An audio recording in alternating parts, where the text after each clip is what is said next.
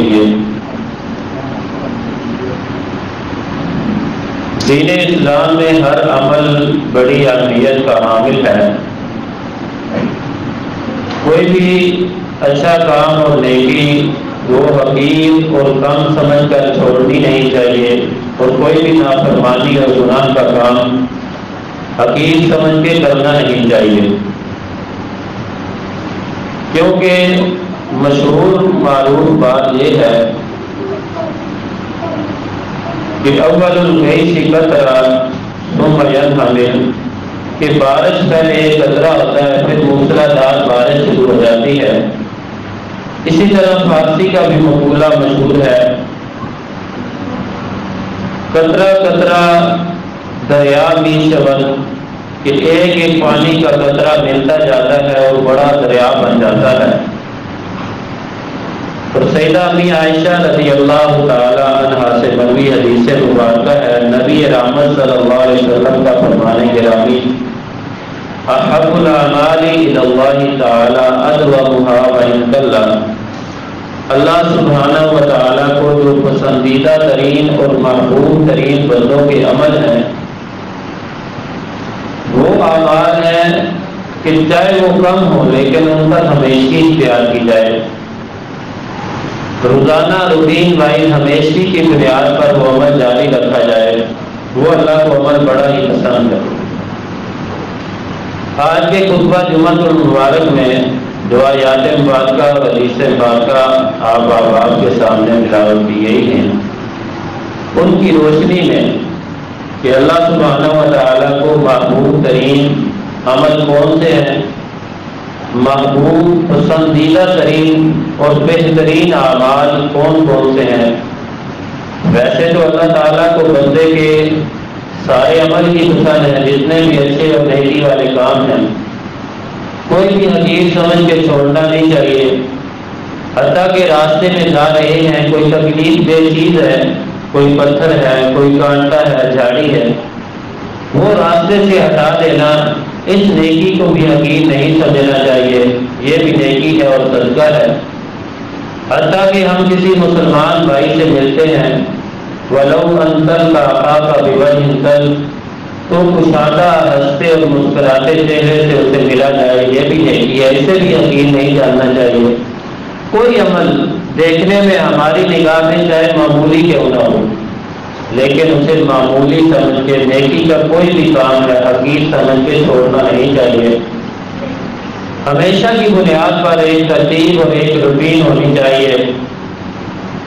اور وہ اعمال جو اللہ سبحانہ و تعالیٰ کو بہت زیادہ پسندیدہ ہے۔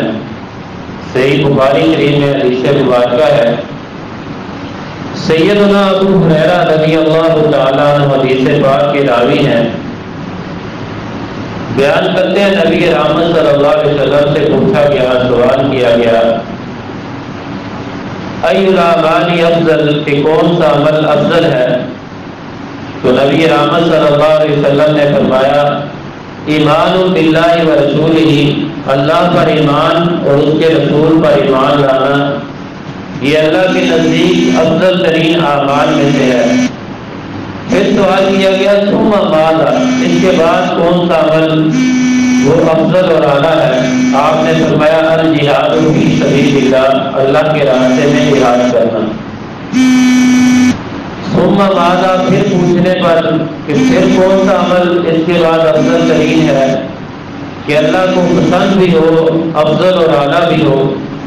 آپ نے فرمایا، حج مبرور، نیکی والا حج مبرور،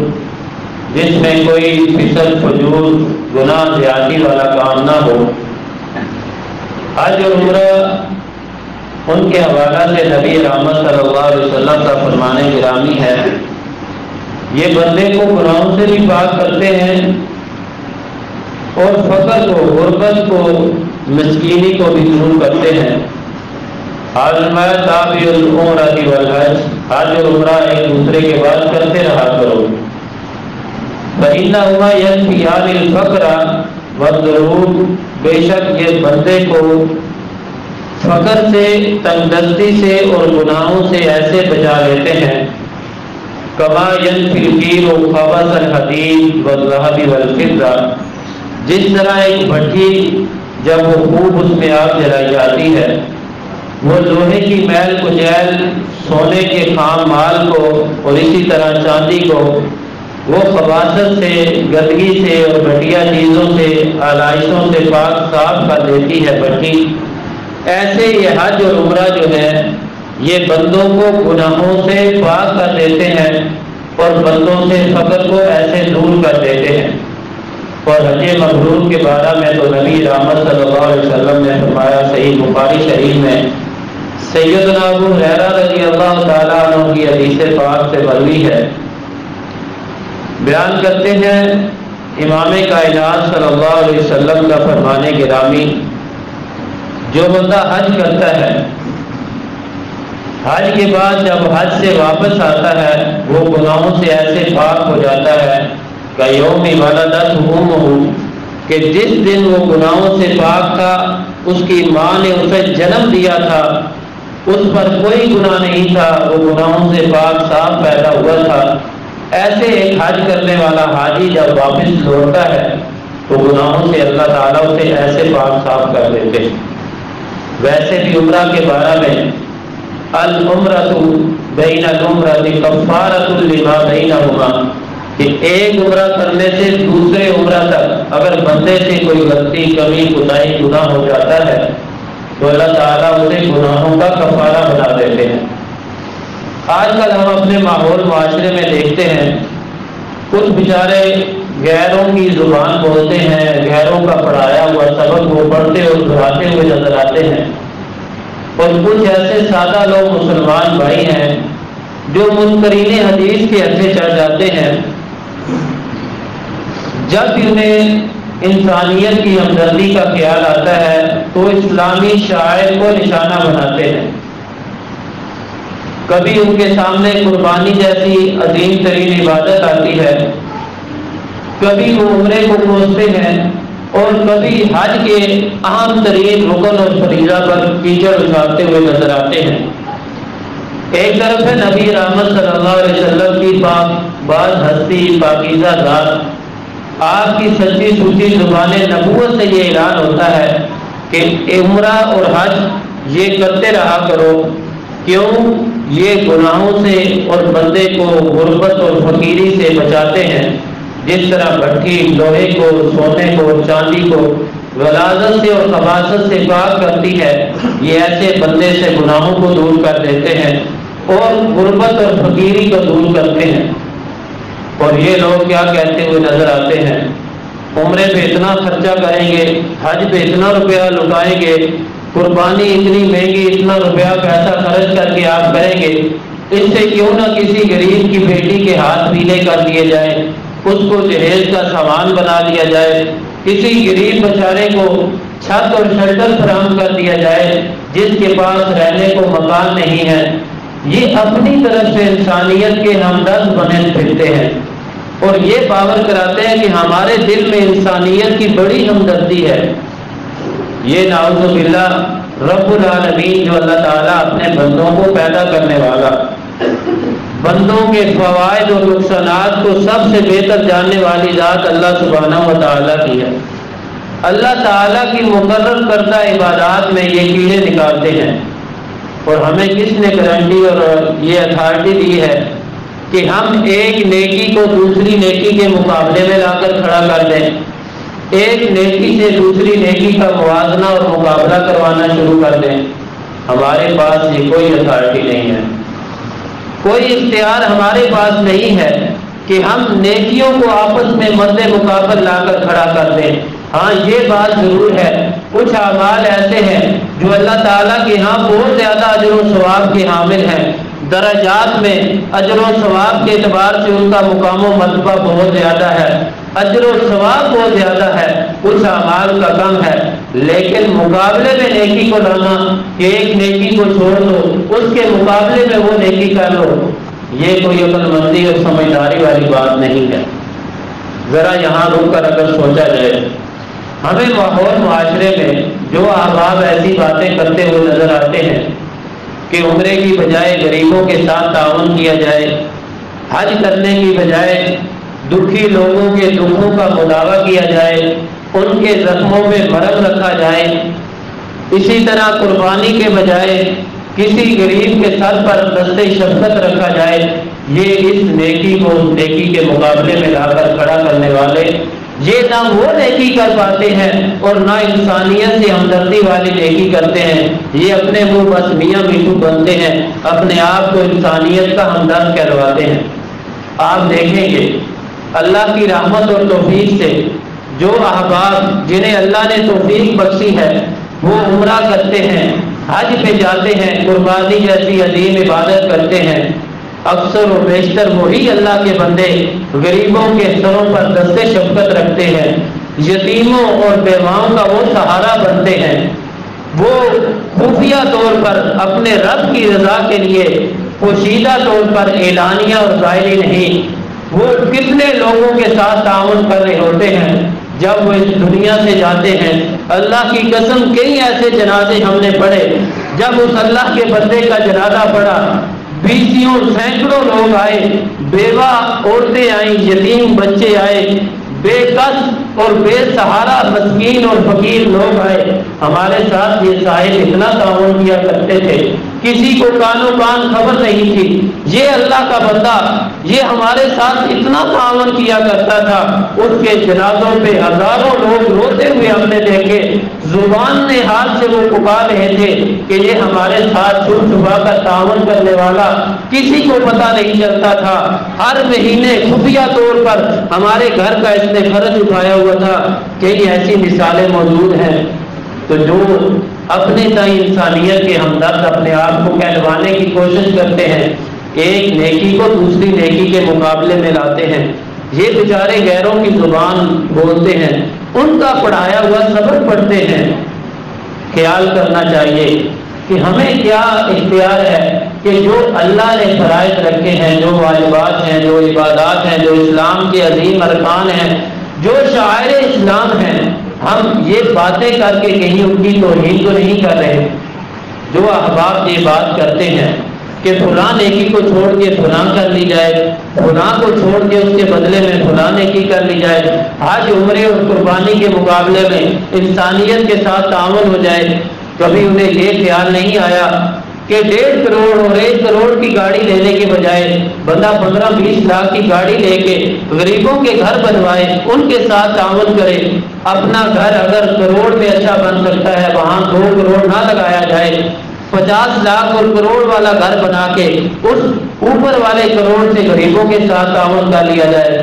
کبھی یہ باتیں کرنے والے ایسی بات کرتے ہوئے نظر نہیں آئیں گے۔ شادی بیاہ پہ جو اسلام نے سادہ اور بہترین پیارا اور خوبصورت طریقہ ہمیں دیا ہے، سادگی میں حسن ہے، ان الفضالۃ من الایمان، یہ سادگی ایمان کا حصہ ہے۔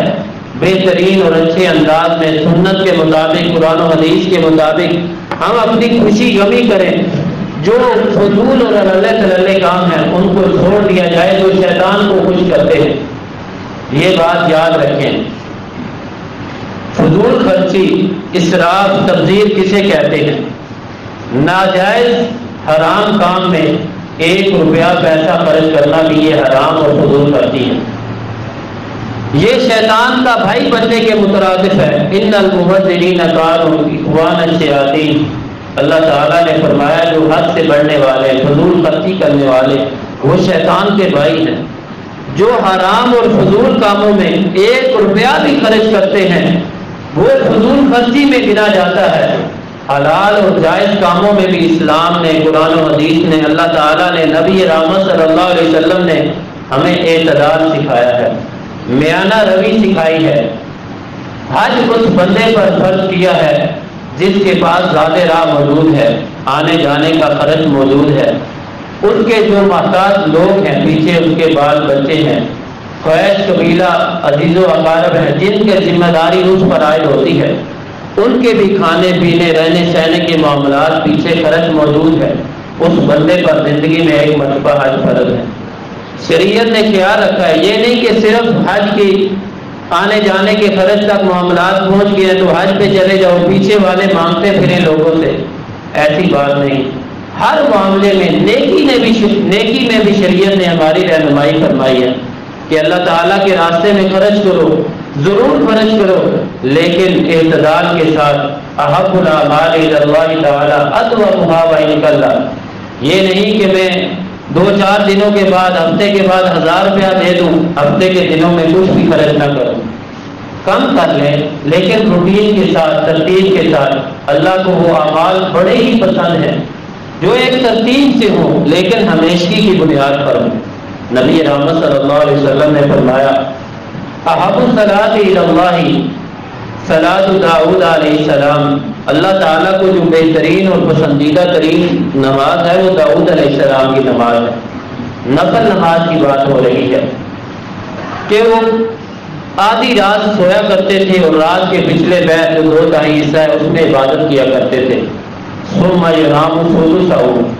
پھر رات کا جو ثلث ہے آخری پہر، پھر اس میں تھوڑا سا آرام کیا کرتے تھے،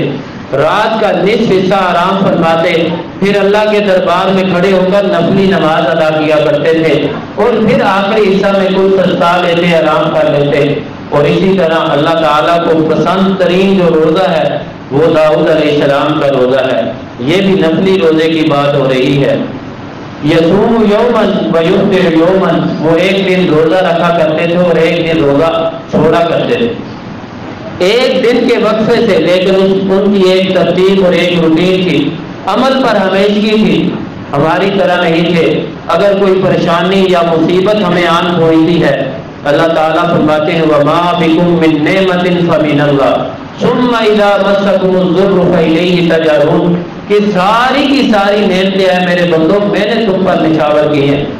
میری طرف سے ہیں، کسی اور ہستی اور ذات کی طرف سے تم پر کوئی نعمت نہیں آئی۔ جب تمہیں کوئی دکھ، تکلیف اور مصیبت پہنچتی ہے، آزمائش آتی ہے گناہوں کی بدولت، اعمال کی بدولت، پھر سارے تم میری طرف گڑ گڑاتے ہو، ہمیں جوش آتا ہے، ہمارا ایمان جو ہے وہ جوش مارتا ہے۔ کوئی تکلیف اور مصیبت یا ہمیں آن پہنچتی ہے، پھر ہم اللہ تعالیٰ کی طرف رجوع کرتے ہیں، پوری رات نوافل میں، دعاؤں میں، مناجات میں آنکھوں سے گزار دیتے ہیں، لیکن جیسے دکھ، تکلیف، مصیبت، آزمائش دور ہوتی ہے ہم پھر عبادت کو بھول جاتے ہیں۔ نفلی عبادت تو دور کی بات، ہم فرائض کے بھی تارک ہو جاتے ہیں۔ سیدنا عبداللہ بن مسعود رضی اللہ تعالیٰ عنہ حدیث پاک کے راوی ہیں، صحیح بخاری شریف کی حدیث پاک ہے، بیان کرتے ہیں کہ میں نے سوال کیا نبی رحمت صلی اللہ علیہ وسلم سے کہ اللہ تعالیٰ کو سب سے زیادہ پسندیدہ اور محبوب ترین عمل کون سا ہے؟ آپ نے فرمایا الصلاۃ علی وقتہا، نماز کو اس کے صحیح وقت پر ادا کرنا۔ ان الصلاۃ کانت علی المؤمنین کتابا موقوتا، نماز جو ہے وہ مومنوں پر وقت مقررہ پر اللہ تعالیٰ نے فرض کر دی ہے۔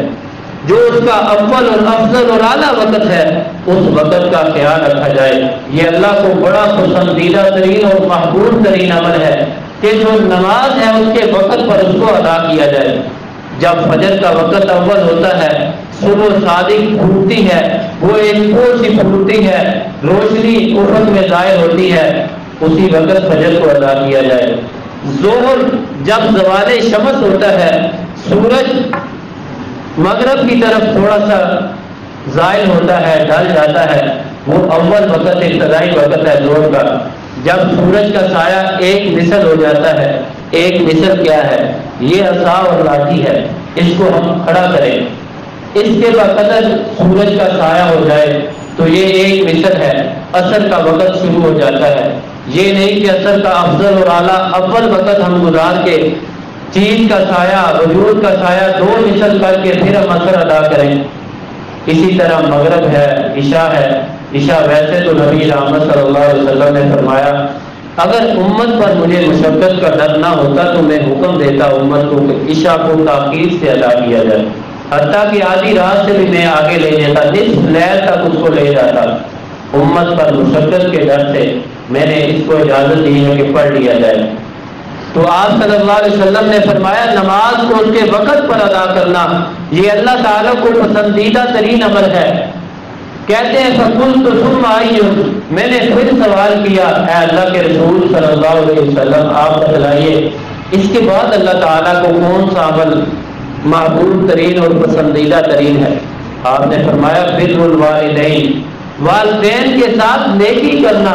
یہ عمل اللہ کو بڑا ہی محبوب اور پسندیدہ ترین ہے۔ سورہ بنی اسرائیل میں اللہ سبحانہ و تعالیٰ نے تاکیدی حکم فرمایا، وَقَضَىٰ رَبُّكَ أَلَّا تَعْبُدُوا إِلَّا إِيَّاهُ وَبِالْوَالِدَيْنِ إِحْسَانًا، کہ تمہارے رب نے حکم جاری فرما دیا کہ عبادت کرنی ہے صرف مجھ اکیلے رب کی کرنی ہے، اور والدین کے ساتھ نیکی والا معاملہ کرنا ہے، حسن سلوک سے پیش آنا ہے۔ اما یبلغن عندک الکبر احدہما او کلاہما فلا تقل لہما اف ولا تنہرہما وقل لہما قولا کریما۔ اے اللہ کے بندو، اللہ تعالیٰ فرماتے ہیں کہ تمہارے والدین میں سے دونوں یا ان دونوں میں سے کوئی ایک تمہاری موجودگی میں، تم زندہ ہو، تمہارا ضمیر زندہ ہے، مر نہیں چکے، تمہاری زندگی میں دونوں یا دونوں میں سے کوئی ایک ماں باپ میں سے وہ بڑھاپے کی عمر کو پہنچ جاتا ہے، انہیں اٹھ تک بھی نہیں کہنا۔ کوئی ایسی بات کہتے ہیں، ہم کوئی کام کرنا چاہتے ہیں، وہ اپنی زندگی کے تجربات کی روشنی میں ہمیں اس کام سے روکتے ٹوکتے ہیں، مشورہ دیتے ہیں، ہم اپنے ماتھے پہ تیوری چڑھا لیں، بل لے آئیں، اوہو کا کلمہ کہہ دیں کہ آپ کو کیا پتا آپ پرانے دور کی باتیں کرتے ہیں۔ شریعت نے یہ اجازت بھی نہیں دی۔ سیدہ اسماء بنت ابی بکر، اس کے علاوہ جو صحابیہ تھی، نبی رحمت صلی اللہ علیہ وسلم کے پاس حاضر ہوتی ہیں، ان کا باپ آتا ہے، اسماء بنت ابی بکر نہیں، یہ سیدہ اسماء اور ہیں۔ ان کا باپ وہ ابھی مسلمان نہیں ہوا تھا، کہتی ہیں آپ ٹھہر جائیں، ایک منٹ میں ہو کے آتی ہوں۔ والدہ یا والد دونوں میں سے ایک مسلمان نہیں تھے، کافر تھے، اپنے بستر پر نہیں بٹھایا، نبی رحمت صلی اللہ علیہ وسلم سے پوچھنے کے کہ اللہ کے رسول صلی اللہ علیہ وسلم میرے لیے کیا حکم ہے، میرے والدین اگر کافر ہیں، مسلمان نہیں ہیں، مشرک ہیں، میں ان کے ساتھ کیا رویہ اختیار کروں؟ آپ نے فرمایا کافر مشرک وہ اپنی تعین ہے، لیکن آپ کے والدین ہیں، اللہ کی نافرمانی اور بغاوت والی بات ان کی تسلیم نہیں کرنی۔ ہاں جو حق اللہ نے رکھا ہے ان کے ساتھ نیکی کرو، اچھا سلوک کرو، وہ آپ کے والدین ہیں، ان کی اس بزرگی کا حق ادا کرو، ان کی خدمت یہ تم پر لازم اور ضروری ہے۔ کفر شرک وہ الگ معاملہ ہے، اس میں ان کی پیروی نہیں کرنی، ان کی بات نہیں ماننی۔ سیدنا سعد بن ابی وقاص رضی اللہ تعالیٰ عنہ، ماں نے کیا کہا تھا، جب تک تو محمد کریم صلی اللہ علیہ وسلم کا کلمہ نہیں چھوڑ دیتا، ان کے دین کا شریعت کا انکار نہیں کر دیتا، احساس میں کھانا کھائے بغیر اس دنیا سے چلی جاؤں گی، لوگ تجھے تانے ماریں گے کہ تیری وجہ سے تیری ماں بھوکی دنیا سے چلی گئی، اس نے کھانا نہیں کھایا۔ تو انہوں نے کیا کہا تھا کہ دین اسلام چھوڑنا، کلمہ چھوڑنا، اے ماں آپ کی ایک جان ہے، آپ جیسی ہزاروں مائیں آ جائیں، میں نبی رحمت صلی اللہ علیہ وسلم سے قربان کر سکتا ہوں، لیکن آپ کا دین نہیں چھوڑ سکتا۔ پھر ماں کی عقل ٹھکانے آئی، اللہ کی نافرمانی، بغاوت، گناہ اور شرک والا، کفر والا کام ان کی بات نہیں ماننی، باقی جتنے دنیاوی معاملات ہیں ان کے ساتھ اچھا سلوک کرنا ہے۔ نبی رحمت صلی اللہ علیہ وسلم نے فرمایا نماز اول وقت میں پڑھنا افضل ترین عمل ہے، اللہ کو بڑا محبوب اور پسندیدہ ترین عمل ہے۔ اس کے بعد سیدنا عبداللہ بن مسعود رضی اللہ تعالیٰ نے پوچھا، آپ نے فرمایا والدین کے ساتھ نیکی کرنا، اس نے سلوک کرنا، اللہ تعالیٰ کا فرمان ہے کہ انہیں اف تک بھی نہیں کہنا، ولا تنہرہما، انہیں ڈانٹ ڈپٹ نہیں کہنی، سختی والے کلمات اپنے والدین کے لیے استعمال نہیں کرنے جب تک وہ اللہ کی بغاوت اور نافرمانی پر نہیں اکساتے، نبی رحمت صلی اللہ علیہ وسلم کی دین کی خلاف ورزی پر نہیں ابھارتے، تب تک ان کے ساتھ ایسی بات نہیں کرنی، لہجہ سخت نہیں اپنانا، وَقُلْ لَهُمَا قَوْلًا كَرِيمًا، ان کے لیے جب بھی بات کرنی ہے اچھی اور خوبصورت بہترین بات کہنی ہے۔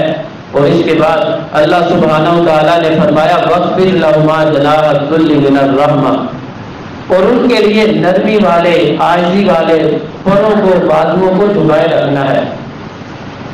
اور ان کے لیے دعا کیا کرنی ہے، وَقُلْ رَبِّ ارْحَمْهُمَا كَمَا رَبَّيَانِي صَغِيرًا، اور اللہ سے یہ دعا مانگنی ہے اللہ میرے والدین پہ ایسے رحم و کرم فرما جس طرح میرے والدین نے بچپن پر مجھ پر رحمت اور شفقت فرمائی تھی، بندہ اس دنیا میں لاچار ہوتا ہے، عاجز ہوتا ہے، ضعیف اور کمزور ناتواں ہوتا ہے، جسے رونے دھونے کے سوا، بستر پر پیشاب پخانہ کرنے کے سوا دوسری کوئی بات آتی ہی نہیں۔ وہ اپنے والدین کا محتاج ہوتا ہے۔ اللہ تعالیٰ نے رحمت فرمائی، والدین جیسی عظیم نعمتیں عطا کی۔ اے اللہ، جیسے میرے والدین نے تیری دی ہوئی نعمت اور رحمت سے مجھ پر شفقت اور رحمت کی، اللہ ان پر بھی رحم و کرم فرما۔ اور تیسرے نمبر پر نبی رحمت صلی اللہ علیہ وسلم سے سیدنا عبداللہ بن مسعود رضی اللہ تعالیٰ نے پوچھا، ثم ایّن؟ آپ نے فرمایا، الجہاد فی سبیل اللہ، اللہ کے راستے میں جہاد کرنا۔ وقت کی کمی ہے، ابتدا میں آیات مبارکہ تلاوت کی گئی تھی کہ اللہ سبحانہ و تعالیٰ نے یہ زمین و آسمان کا سارا سلسلہ بنایا، بندے کی زندگی اور موت بنائی، آنے جانے کا سلسلہ لگا ہوا ہے، قیامت تک یہ لگا رہے گا، آنے والے آ رہے ہیں، اپنی باری اور نمبر کے مطابق آ رہے ہیں، جانے والے اپنے مقررہ وقت کے مطابق جا رہے ہیں، آتے ہوئے ترتیب ہے، ایک لائن ہے، سٹیپ وائز آنا ہے، جانے کی کوئی باری اور ترتیب نہیں۔ جس کا جب وقت مقرر ہے اس نے دنیا کو چھوڑ کے جانا ہی جانا ہے۔ پردادا زندہ ہوتا ہے، پڑپوتا اور پڑپوتی دنیا سے چل بستے ہیں، نیچے تک جو چھوٹے اور جوان بچے بچیاں وہ دنیا سے چلے جاتے ہیں، بڑے جو بستر مرگ پر کتنا عرصہ گزار دیتے ہیں وہ پڑے رہتے ہیں، آنکھیں دیکھ کے انہیں روتی ہیں، آنسو بہاتی ہیں، ان کا دکھ اور تکلیف بندے سے برداشت نہیں ہوتا، دیکھا نہیں جاتا۔ چلتے پھرتے نوجوان لڑکے لڑکیاں وہ اللہ کے پاس پہنچ جاتے ہیں، الذی خلق الموت والحیات لیبلوکم ایکم احسن عملا۔ اللہ تعالیٰ فرماتے ہیں ہم نے یہ جو سلسلہ بنایا ہے زندگی کا اور موت کا، ہم اپنے بندوں کو آزمانا چاہتے ہیں، ان کا امتحان لینا چاہتے ہیں کہ اچھا احسن اور بہترین عمل کرنے والا کون ہے۔ اور بہترین عمل اسی وقت بنے گا جب ہمارا عمل قرآن و حدیث کے عین مطابق ہوگا، اللہ تعالیٰ کے نازل کردہ فرامین کے مطابق ہوگا، نبی رحمت صلی اللہ علیہ وسلم کی پاکیزہ سیرت اور سنت کے مطابق ہوگا، تب اچھا افضل اور اعلیٰ عمل بنے گا۔ چند اعمال آپ کے سامنے بیان کیے ہیں جو اللہ کو بڑے محبوب ترین ہیں، بڑے ہی پسند ہیں۔ اللہ تعالیٰ سے دعا ہے اللہ سبحانہ و تعالیٰ اپنے محبوب اور پسندیدہ ترین اعمال ہمیں بھی کرنے کی توفیق عطا فرمائے، اور اللہ سبحانہ و تعالیٰ ہمیں اپنے محبوب ترین اور پسندیدہ ترین بندوں میں شامل فرما لے۔ وآخر دعوانا الحمدللہ۔